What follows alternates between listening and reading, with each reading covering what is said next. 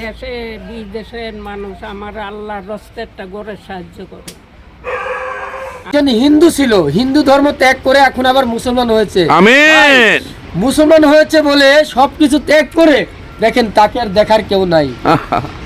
এখন মুসলমান হয়েছে ভাই, আপনাদের কাছে আল্লাহর রাস্তায় হাত জোড় করতেছে যে সব মুসলমানের কাছে দাবি একটাই, তার মাথা গুজার ঠাঁই চাই।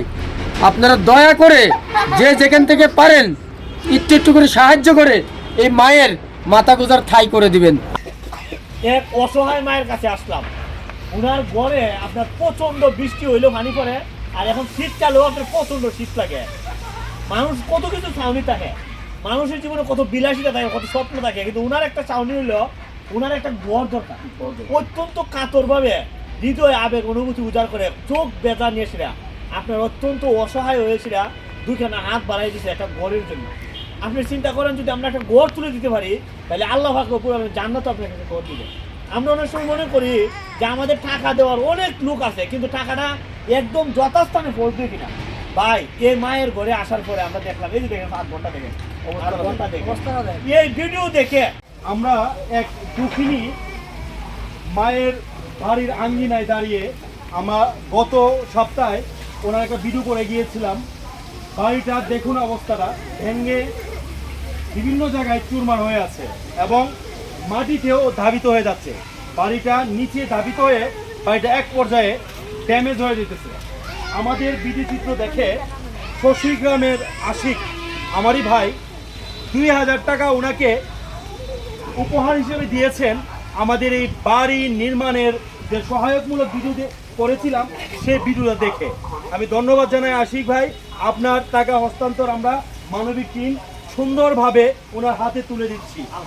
এখন না আলহামদুলিল্লাহ আপনার দেশবাসীর কাছে কি চাওয়া আছে? আমি তো বারবার আপনার জন্য সহযোগিতা করছি, আপনি গড় চাচ্ছেন, পুরো দেশবাসী তথা সমাজের ধনবান ব্যক্তির কাছে আপনি গড় চাচ্ছেন। আপনি শুধু একটা কথাই গড়। সম্মানিত প্রবাসী ভাই, সম্মানিত ধনবান বিত্তমান ব্যক্তি, আমাদের ইসলামপুর গ্রাম তথা বিজয়নগর মাধবপুর পৌরসভা উপজেলা সহ সবার কাছে আকুল আবেদন। ওনার ব্যক্তিগত বিকাশ নাম্বার আগেও দিয়েছি, এখনো আবার আমরা দিব। উনি একটা গড় চাচ্ছেন। যদি 10 মিলে করি কাজ, আমরা ক্ষুদ্র ক্ষুদ্র বালুকণা, বিন্দু বিন্দু জল, অনেক কিছু বড় মহাসাগর হয়ে যাবে।